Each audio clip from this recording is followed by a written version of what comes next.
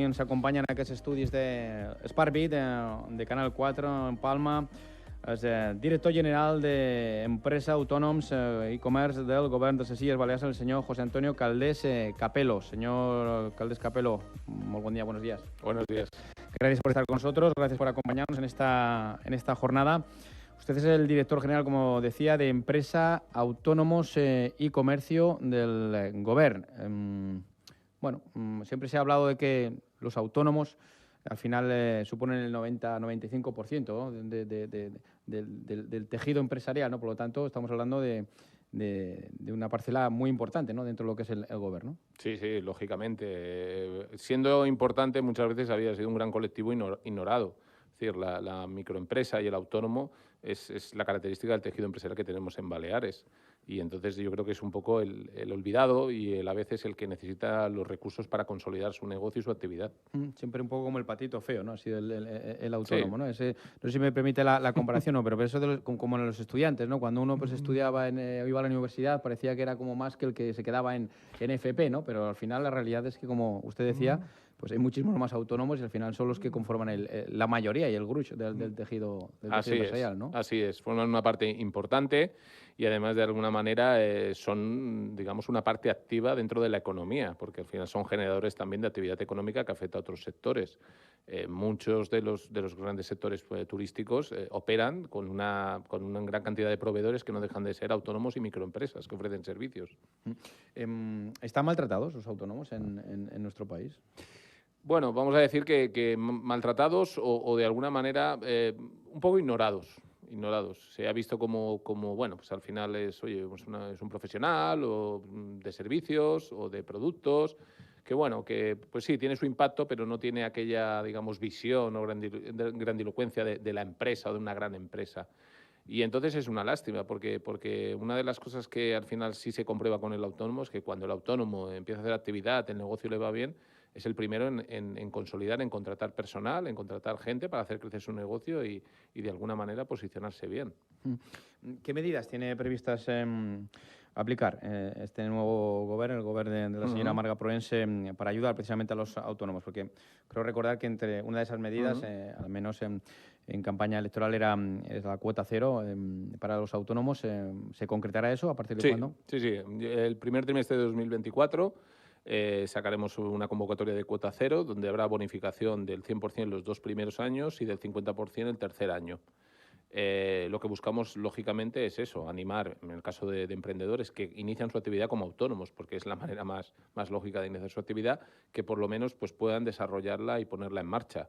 Y eso, al mismo tiempo, pues también buscaremos medidas de financiación que acompañen, no solamente la cuota cero, que es un elemento fundamental, sino también buscar pues, las maneras de financiar la actividad para consolidar los negocios.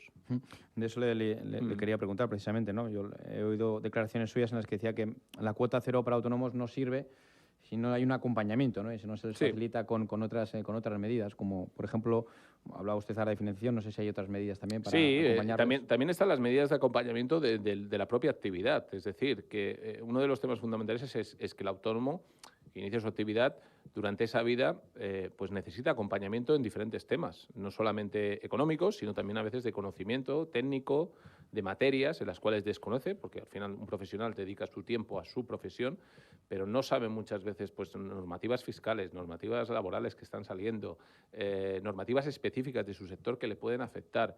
Pues intentar también ayudar al autónomo en todas esas actividades para que por lo menos tenga un apoyo, no solamente económico, sino que al mismo tiempo también de técnico y de conocimiento.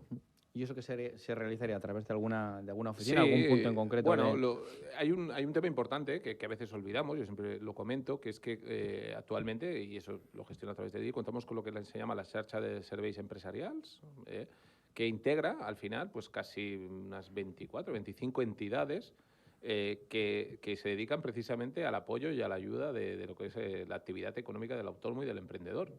Y entonces lo que hay que hacer es coordinar esa red para que sea una red mucho más efectiva, porque ya está desplegada. Incluso contamos, en el caso del SOIP con los agentes de desarrollo local, que están en cada una de las localidades, que también pueden ofrecer ese apoyo y ese acompañamiento. Hablábamos de la aprobación de esta cuota cero autónomos. También se había hablado quizá de que tuviese cierto carácter retroactivo. No sé a partir de cuándo podría aplicarse y si eso está todavía... Estamos es la idea, ¿no? La normativa, pero estamos intentando que sea con una aplicación retroactiva que se pueda aplicar sobre inversiones o sobre el gasto realizado en 2023, por lo menos hasta mitad del año, más o menos, que tenga una aplicación desde junio de 2023 y se aplique retroactivamente, y se pueda buscar la manera de compensarla, pues llegado pues los 12 meses, de alguna manera, pues eso, abonando. Entendemos que es un mecanismo que es verdad que de momento tiene que ser así, porque las competencias en seguridad social, pues lógicamente las tiene la Administración del Estado, y tenemos que buscar la fórmula que sea más óptima para que ese dinero vuelva al emprendedor y al autónomo. Cuando hablamos de ayudas a los autónomos, que hablamos cuando uno inicia, emprendedor, los primeros años, cuota cero, pero luego es verdad que bueno, cuando pasan 2, 3 años, pues hay como que esos autónomos se pasan al limbo y se olvidan, ¿no? Y quizá hay muchas ocasiones, sin el quizá, ¿no? Es cuando más ayuda necesitan, ¿no? No sé si ustedes desde el Gobierno tienen planteado algo al respecto. Sí. Precisamente era uno de los temas fundamentales que entendíamos que había que trabajar. Esos autónomos consolidados. Exactamente, lo llamamos el ¿no? autónomo consolidado. Precisamente lo llamamos así porque entendíamos que era el autónomo que lleva 42 meses de actividad y que ahí sí que vamos a sacar precisamente también un programa de ayudas para ese autónomo, sobre todo dedicado a inversión. Encontramos que había muchas actividades profesionales que, pasado ese periodo, lo que tú decías, de esos 2 primeros años, pues oye, tienen que hacer inversiones en equipos, en renovación de material, en compra de ordenadores, en determinadas cosas. Pues es intentar darle ese apoyo, porque uno de los temas fundamentales que nos preocupa es que si fomentamos mucho el emprendimiento al inicio y no hacemos acompañamiento, lo que hacemos es dejar morir empresas o dejar morir emprendedores. Entonces, lo que tenemos que hacer es que eso se consolide, que no cierren su actividad y que al final se puedan consolidar como empresa. Sí, que no se produzca eso que os digo en mallorquín, ¿no? Sortida de caballo arriba de ase, ¿no? Que bueno, se impulsa al principio y parece que todo va muy bien, pero luego hay una zona valle, por decirlo de alguna manera, y ahí el autónomo se siente, bueno, a veces igual no le va tan bien, abandonado, y mucha gente pues acaba por desistir, ¿no? Eso es. Entonces, la idea es trabajar en esa línea. Hablemos de, bueno, al final el autónomo es un emprendedor, ¿no? Pero hablamos de emprendedores, ¿no? Es una de esas palabras mágicas, ¿no? Hay otras palabras mágicas, pero emprendedor, sostenibilidad, en fin, desestacionalización. Bueno, emprendedor es una de esas palabras mágicas, ¿no? ¿Qué piensa hacer este gobierno para apoyar, para incentivar realmente a los emprendedores? Bueno, trabajar sobre todo en 2 líneas. Hay que entender que existen 2 tipos de emprendimiento. Existe un emprendimiento normal de un profesional, cualquiera, pues, un pintor que puede dar de alta actividad, que es tan válido como emprendedor como el emprendedor glamuroso que tenemos de gran película. Respetuoso y necesario, además. Evidentemente. Entonces, ese es un emprendedor. Y luego es verdad que hay un colectivo de otro tipo de emprendedores jóvenes que normalmente tienen proyectos pues muy innovadores, vamos a decirlos así, o proyectos que necesitarán a lo mejor una inversión de capital, pero que pueden ser muy disruptivos y entonces son muy interesantes. Sí, eso que se denomina startups sí, y tal, ¿no? Un poco exactamente. Entonces, en esa línea vamos a trabajar en las 2 líneas, en la de emprendedor y en la de startup. Sobre todo lo que vamos a intentar hacer es crear un proyecto de aceleración vertical, donde vamos a intentar coger unos 10 proyectos, se van a intentar coger, sobre todo vinculados a los ámbitos que tengan que ver con el turismo, la sostenibilidad y eficiencia energética y la movilidad, y hacer una labor de acompañamiento, sobre todo para la obtención de inversión. Porque uno de los temas que también habíamos observado es que en Baleares podía haber buenos proyectos que muchas veces tienen que salir a la península, o tienen que ir a Lanzadera, o tienen que ir a Ser Roquet a Barcelona, pues porque aquí no encuentran un canal de financiación válido para ese tipo de proyectos. Entonces, lo que vamos a hacer es trabajar a pequeña escala, lógicamente, porque somos todavía pequeños, trabajar a pequeña escala, pero empezar a trabajar en esa línea de aceleración de esos proyectos para que consigan inversión y que se puedan desarrollar. Y mira usted esos 4 ámbitos, por decirlo de alguna manera, enfocados sobre todo turismo, me he dicho, sostenibilidad, eficiencia energética y movilidad. Sí, porque son 4 temas que, lo primero de todo es que tienen una gran aplicabilidad en necesidades de Baleares. Estamos hablando de temáticas que no solamente serían buenos proyectos, sino que además serían proyectos que tendrían aplicabilidad inmediata en la isla. Sabemos que tenemos problemas de movilidad, sabemos que hay problemas en el tema de sostenibilidad y eficiencia energética, sabemos que el turismo es un sector donde también hay que innovar y hay que aportar valor, y entonces entendemos que esos proyectos pueden tener una cantera de desarrollo en Baleares muy interesante. Y la idea entonces es que coger esos proyectos estrellas, como por decirlo de alguna manera, que van enfocados a esas áreas de actividad. Eso es. Y desde la Administración apoyar con financiación o bien ayudarles a conseguir financiación, es decir, hacer viables esos proyectos. Hacer una labor de acompañamiento, como muchas veces hemos visto en otros sitios, en la cual no solamente haces el acompañamiento, que está muy bien técnico, sino que al final eso acabe pues, con lo que se llama una presentación a inversores, donde haya rondas de inversión, donde se puede invertir en capital y donde incluso empresas líderes hoy en día en Baleares pues, puedan decir, oye, este proyecto es interesante, voy a invertir en este proyecto porque me parece que es un proyecto que es interesante. Ofrecerles ese canal y ese camino. Usted lleva también la competencia en la materia de comercio. Bueno, hablamos mucho de comercio en este canal, en este grupo. Tenemos además pues tertulianos como Antoni Gallá, que también pues de AFEDECO, ¿no? Y gente de Pimeco.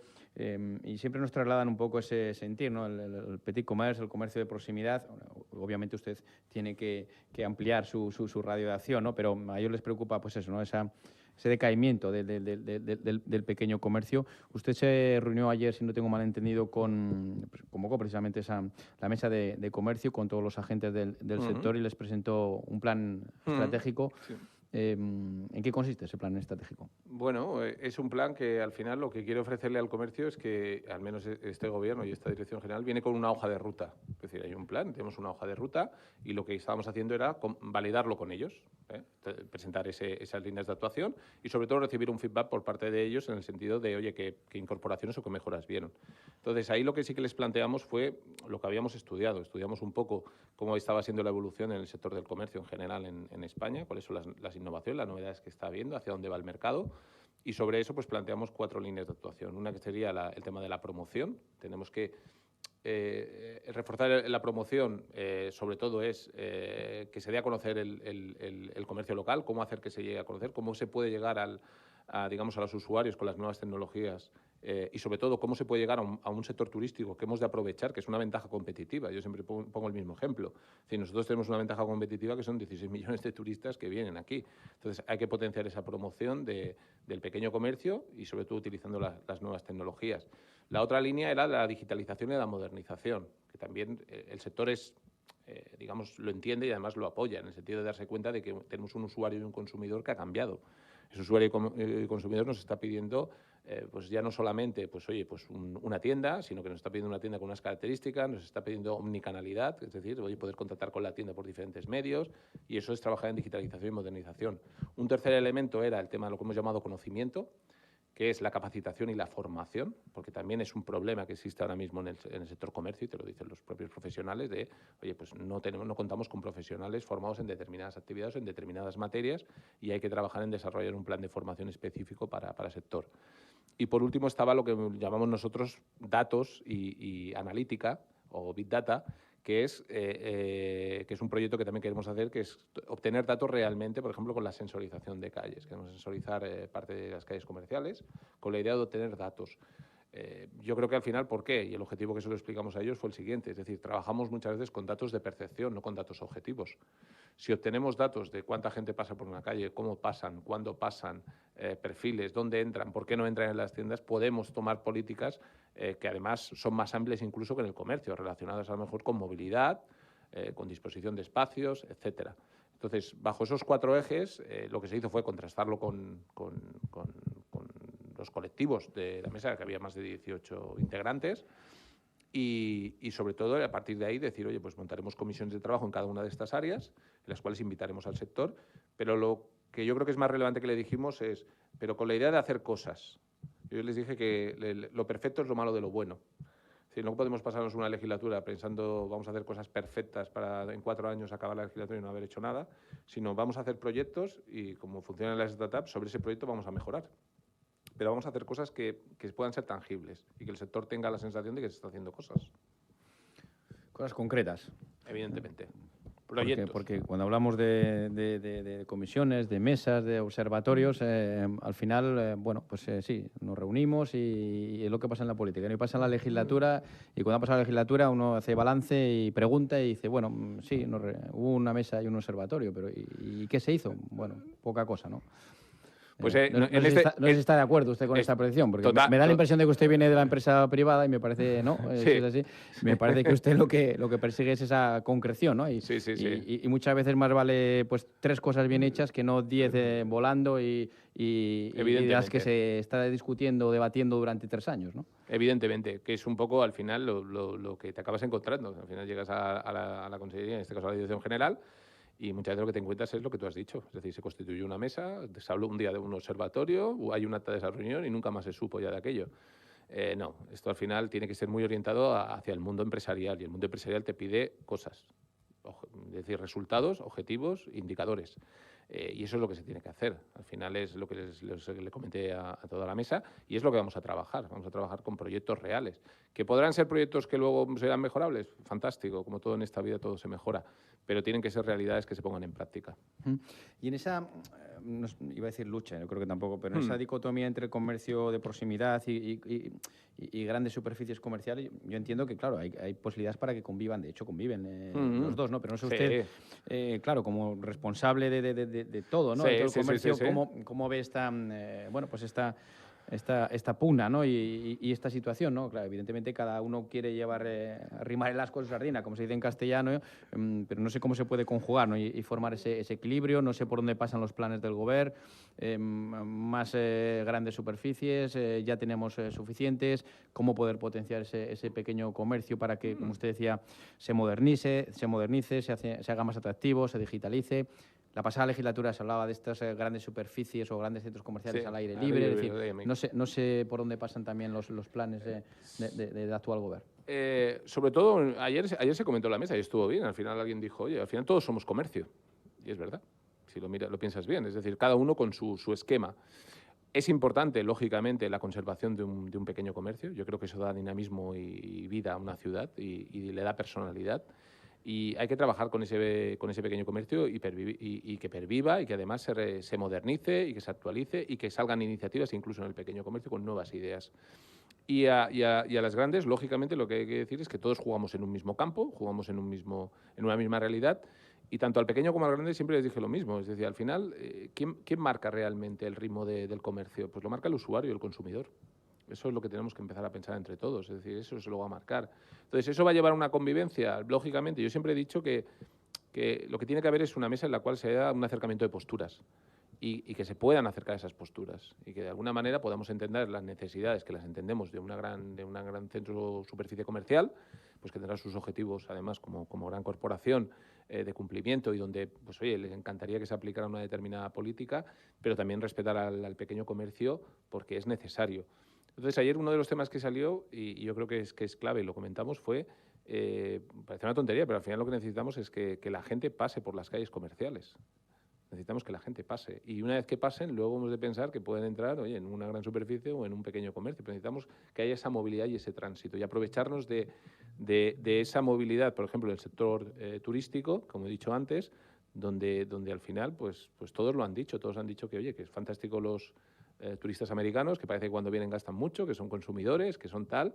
Digo, bueno, pues a este es el que hay que atraer. Este es el que tiene que venir de su país sabiendo que hay una oferta comercial en Palma, dónde está ubicada, cómo funciona, cómo puedo llegar a él, me van a entender aquí, van a tener el producto que yo quiero. Y esto es lo que tenemos que pensar entre todos. Cuando vamos a algunas comunidades autónomas, ahora me viene a la imagen Madrid, ¿no? Vemos que los comercios están prácticamente abiertos 24 horas, ¿no? Aquí este es un debate que también, no es de ahora, ¿no? La liberalización, ¿no? de los horarios, ¿no? Y ahí pues también surge esa lucha entre el pequeño comercio y las grandes superficies, ¿no? El pequeño comercio pues dice que, no, bueno, que sería deficitario, que no puede evidentemente competir. ¿Se plantea algo al respecto este gobierno en materia de liberalización de horarios? Lo primero de todo es una de las cosas que se hizo fue que analizamos un poco la realidad comercial de muchas comunidades autónomas. Uno de los primeros trabajos que yo hice fue estudiar a ver qué había pasado en cada comunidad autónoma. Y aquí hay una política súper dispar. Pues tienes una liberalización total en Madrid, pero, por ejemplo, ahora mismo en Cataluña, en Barcelona, hubo una flexibilización con la zona de afluencia turística, etcétera.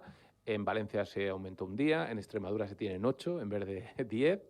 Es decir, y al final una de las cosas que te acabas detectando es que no ha habido soluciones perfectas.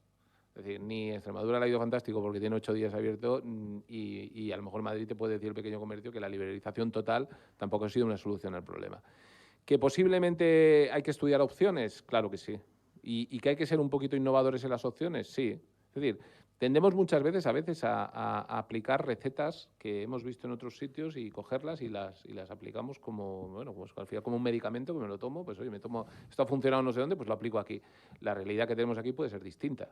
Entonces, lo que hay que encontrar a lo mejor es ser, ayer lo comenté con ellos, fue ser un poco innovador en las soluciones. Pues oye, pues pensemos terceras vías o terceras soluciones. A lo mejor no hay que coger ni un extremo ni el otro. Pensemos en soluciones donde todos podamos decir, oye, nosotros nos sentimos cómodos, a lo mejor, con una liberalización, imagínate, pues a lo mejor le dices, oye, parcial, de determinados meses o determinados días, pero al mismo tiempo eso va a requerir que haya una inversión más potente en pequeño comercio, pues también lo vamos a trabajar desde ahí, pero eso implicará que también el gran comercio tendrá que hacer algunas adaptaciones, por supuesto que sí. Entonces yo creo que hay que ser innovadores porque tampoco el inmovilismo ayuda. También lo que les he dicho es que porque nos quedemos parados con la ley de 2014, y tal, no significa que las cosas vayan a ir mejor. El mundo ha cambiado, la realidad ha cambiado, pues a lo mejor nosotros tenemos que ser un poco ambiciosos y pensar en nuevas ideas. ¿Se plantea el gobierno declarar nuevas zonas de gran afluencia turística? Vemos que, por ejemplo, ahora está el Jaime III, la zona de Jaime III, que es el que está abierto los domingos. Vemos como, por ejemplo, hay otro centro comercial en Marrakech que también a los domingos. No sé si se plantea el ampliar, ¿no? esa nominación, bueno, ¿no? Realmente es un tema que, bueno, por un lado compete de una manera muy clara también al ayuntamiento, porque correcto. al final nosotros trabajamos a nivel de gobierno balear y entonces ha habido determinados pueblos en otros sitios que nos han pedido zona de afluencia turística y no ha habido ningún problema. En Palma generará realmente mayor complejidad, pero es un tema que tampoco podemos decir tajantemente, ¿no? Es decir, yo creo que hay que estudiarlo, tenemos que estudiarlo y decir, oye, este modelo nos va bien, este modelo está siendo adecuado o qué está pasando, o qué resultados nos está dando si no hacemos nada. Y yo creo que al final tendremos que estudiarlo, evidentemente, pero también buscamos de qué manera si en algún momento pudiera haber una ampliación de zonas, etcétera, y además con la complicidad del ayuntamiento, lógicamente, que es quien tiene que decidir, que simplemente no sea pues aquello de yo trazo una línea un poquito más grande, sino, oye, alrededor de este trazado, ¿qué voy a hacer yo con el pequeño comercio de aquí? Se me ha ocurrido qué tengo que hacer, porque no es solamente trazar una línea, es qué acciones voy a acompañar al comercio para que si yo abro eso, el pequeño comercio salga también beneficiado. Habla usted de retos del comercio, ¿no? Y sobre todo del comercio de proximidad, ¿no? Digitalización, formación. ¿El relevo generacional es también uno de los grandes retos? Es clave y ya estamos hablando a nivel de Baleares, ya no a nivel incluso ni de Palma ni de tal. Es decir, uno de los grandes problemas que muchas veces están teniendo los pueblos cuando hablas con alcaldes y con gente es el cierre de los negocios de los pueblos, básicamente. No hay relevo generacional, pues oye, se cierra el negocio, no tiene continuidad. Entonces, uno de los temas claves que queremos trabajar, sobre todo el primero es identificar a nivel de qué negocios en todas las localidades de Baleares, pues oye, están próximos a un cierre de negocio por jubilación, puede pasar, y sobre eso intentar asociar, tenerlo planificado, porque si tú sabes que con 2 años va a haber una posible jubilación, pues oye, ¿qué puedo hacer yo para que ese negocio se traspase y qué puedo hacer con un gran colectivo de gente joven que ahora mismo no tiene colocación en mercado, pero que podría ser perfectamente a lo mejor un acompañamiento y una regeneración de ese negocio? ¿Con qué? Pues con planes de formación específicos en emprendeduría, pero en negocios muy concretos. Pues al final a lo mejor tenemos que hacer formación en panaderías, en cómo coger como emprendedor un negocio de panadería y cómo mantenerlo. ¿Por qué? Porque en muchos casos estos negocios no son negocios que van mal. Son negocios que están funcionando, tienen una cuenta de facturación, pero no tienen un relevo generacional.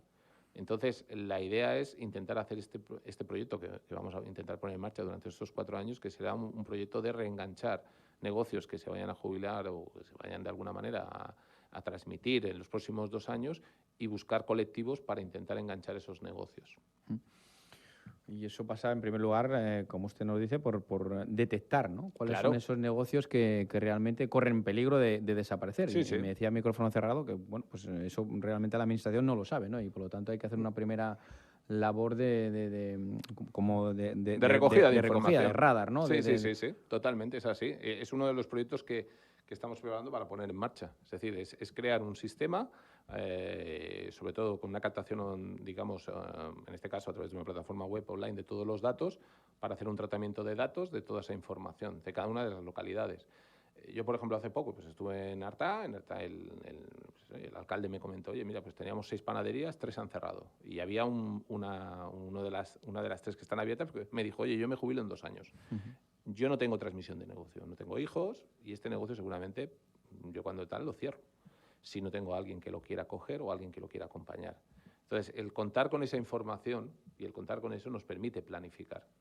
Y entonces, con esa planificación es cuando realmente podemos desarrollar realmente programas interesantes, siempre pensando de que en vez de decirle muchas veces al emprendedor, oye, tiene una idea de negocio fantástica para montar un negocio, a lo mejor podemos hacer oye, tenemos todos estos negocios que próximamente se van a transmitir porque se va a ver una jubilación, ¿te interesaría coger este negocio? A lo mejor, ¿vale? Sí, como una especie de bolsa de negocio, si me permite la expresión, o de comercio, es. ¿no? Es una oferta de comercio, de trabajo en estos comercios, pues mire, esto es lo que hay y entonces bueno, ahí si sí que nosotros podemos pues articular medidas para ayudar en la transmisión del negocio, en la financiación de la transmisión del negocio, e incluso con tiempo podemos hacer la labor de formación, porque yo entiendo que los jóvenes hoy en día a lo mejor te dicen, oye, pues a mí una panadería vista así de lejos no me resulta muy atractiva, pero a lo mejor una panadería enfocada bajo un modelo más moderno, con productos especiales para celíacos, con panes especiales no sé qué, con redes sociales, con etcétera, pues sí que a lo mejor es un negocio mucho más atractivo para coger. Esto es lo que no sé, la pasada legislatura creo que se llamaba reempresa, o no sé Sí. si realmente es esto o es otro concepto diferente. Era el reempresa hacía un poquito esta labor, pero tenía el gran problema que tú has dicho. No teníamos datos. Se trabajaba de una manera, digamos, reactiva, que era básicamente si alguien montado quería coger su negocio, pues iba allí, se daba de alta y se intentaba buscar. En ese momento se ponía en marcha una maquinaria para buscar a alguien para transmitir el negocio. Y nosotros lo que estamos diciendo es, no tenemos que hacerlo así, porque si lo hacemos de manera reactiva llegamos tarde. Tenemos que hacerlo con anticipación. Por eso necesitamos los datos. Claro, trabajar sobre tierra firme, ¿no? Sobre datos empíricos, porque al final, bueno, hemos visto como otros compañeros de gabinete que han estado también en este mismo micrófono nos lo comentaban, ¿no? Sin ir más lejos, en cuestión de vivienda, ¿no? Nos decían, no, es que no sabemos el número de viviendas vacías con las que contamos en Baleares, ¿no? Y claro, uno se llega a plantear y dice, bueno, con tanta administración como tenemos, tantas instituciones, en fin, tantos trabajadores, tantos funcionarios, y al final, bueno, parece mentira que en pleno siglo XXI, en el año 2023, a punto de empezar el 2024, no haya cierta información y las instituciones manejen cierta información que es competencia propia, ¿no? Para a partir de ahí tomar adoptar medidas, ¿no? Lógicamente, estamos totalmente de acuerdo en esa visión. Es decir, yo creo que al final muchas veces cuando te encuentras en situaciones de estas, al final los que venimos del sector privado, pues más o menos lo tenemos claro, porque decimos, oye, lo primero de todo es que sin datos no puedes trabajar, y segundo, sin una estrategia de saber hacia dónde vamos, también vamos errados. Y entonces el hacer proyectos por impulso o por circunstancias concretas sin pensar muy bien en el tema, pues provoca esto. Es decir, lanzamos iniciativas que luego no acababan realmente en nada o acababan con un impacto nulo por esas dos razones. Uno, se trabajaba sin datos, con lo cual al final era como aquello disparar sin saber con un cañón para matar a una mosca, y al mismo tiempo tampoco se sabía muy bien hacia dónde se quería ir, cuál era el objetivo. Una última cuestión, señor Caldes. Evidentemente, a tenor de los datos de empleo y de ocupación de este año 2023, bueno, cabe deducir que ha sido un gran año, ¿no? Entiendo yo, para las empresas, en general para los autónomos, es decir, en la economía aquí en las islas, afortunadamente, con ese principal motor de tracción que es el turismo, va bien. No sé qué perspectivas manejan ustedes desde la Consellería de cara al año 2024, no sé si tienen de 2025, porque vemos también que, bueno, se habla de cierto enfriamiento de la economía a nivel europeo, de Alemania, que está ahí en un límite o a punto de recesión, lo que se considera como recesión técnica. No sé qué perspectivas contemplan ustedes de cara a estos próximos años, que realmente son los que van a gobernar ustedes. Claro. Bueno, básicamente Baleares siempre ha tenido una posición un poco extraña dentro del panorama del mundo económico. Cuando hablabas con los economistas siempre te decían que Baleares es como una barraris donde los ciclos de recesión y tal... Un archipiélago económico, ¿no? Exactamente. Nunca mejor dicho, ¿no? Entonces, porque decían, oye, entonces, claro, es verdad que dices, oye, ¿nos puede afectar el mercado alemán con la... Sí, nos puede afectar al mismo tiempo, pero bueno, las estimaciones de ocupaciones y de tal siguen siendo unas perspectivas muy buenas. Entonces, yo creo que al final tenemos esa esa gran ventaja competitiva y yo creo que esa ventaja competitiva la tenemos que aprovechar.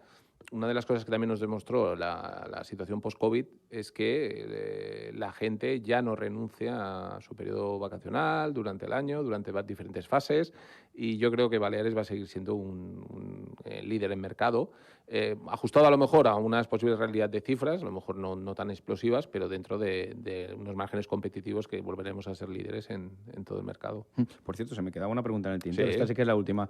La jornada laboral de 4 horas, ¿eso está especificado en ese acuerdo de investidura? Bueno, ya tenemos, Sí, de hecho, tenemos presidente, ¿no? Sí. Se supone que la aplicarán, no sé cómo, o si será un plan piloto o pocas empresas. ¿Qué opinión tiene usted sobre esa jornada laboral de 4 días? Este es un tema que hablamos con la directora general de Trabajo, muchas veces con Katy, hemos comentado el tema sobre todo por la afectación que tiene para las empresas.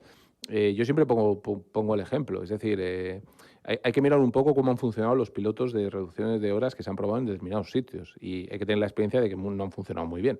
Y ha habido datos, incluso hubo datos de cierre de actividad comercial en Valencia durante 4 días que se probó y los resultados fueron una bajada en ventas en comercio del 30%. Con lo cual, al final, yo creo que hay actividades profesionales que pueden tener mucho sentido. Es decir, yo me he movido en el sector tecnológico muchas veces y de emprendedores y es verdad que hoy en día, pues oye, con un ordenador trabajando en remoto tú puedes hacer una jornada de 4, de 3 y de 6 horas, no hay ningún problema. Pero estamos hablando luego de actividad intensiva en mano de obra en algunas actividades y eso hay que calcular en márgenes empresariales qué impacto puede tener. Entonces, para mí, medida, bueno, vamos a ver cómo se pone en marcha. Y sobre todo, lo que es más importante, vamos a ver luego también los resultados económicos que eso puede tener para las empresas.